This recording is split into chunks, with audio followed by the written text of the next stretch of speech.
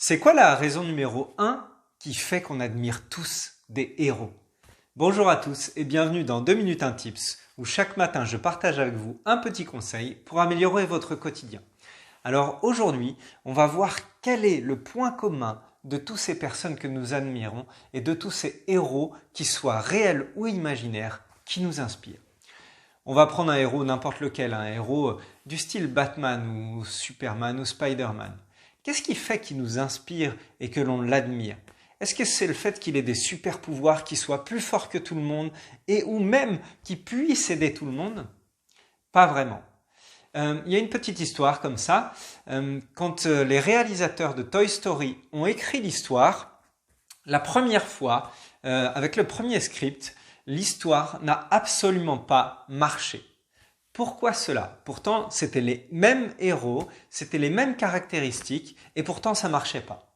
Le truc, le petit ingrédient qui changeait tout et qui faisait que ça ne marchait pas à ce moment-là, c'est que les héros étaient parfaits et qu'ils n'avaient aucun point faible. À partir du moment où ils ont commencé à mettre des points faibles, de la vulnérabilité dans chacun des héros, le film s'est mis à cartonner.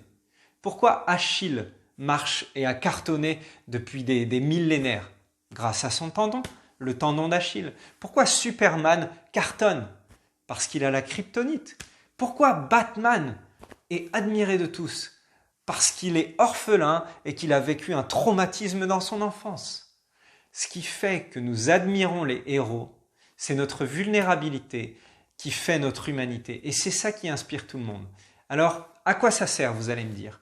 Eh bien, ça sert au fait que beaucoup d'entre nous ont peur de montrer les difficultés auxquelles ils sont soumis dans leur vie et comment ils essayent de les transcender et de s'en sortir. Et c'est là que c'est contre-intuitif. À partir du moment où vous acceptez que vous êtes humain, que vous avez des difficultés et que vous essayez et que vous faites des choses pour vous en sortir, vous pouvez devenir un héros aux yeux des autres. Car vous allez les inspirer du fait que vous avez une vulnérabilité et que vous vous en servez pour vous améliorer.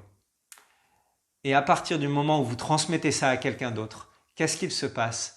Vous pouvez toucher des gens, les inspirer et les aider à transformer leur vie tout en étant juste un simple héros du quotidien. Je vous invite à tester ça. Bonne journée à tous, n'hésitez pas à partager ou à vous abonner, ça m'aide beaucoup et je vous donne rendez-vous demain pour un nouvel épisode de 2 minutes 1 tips. Bonne journée!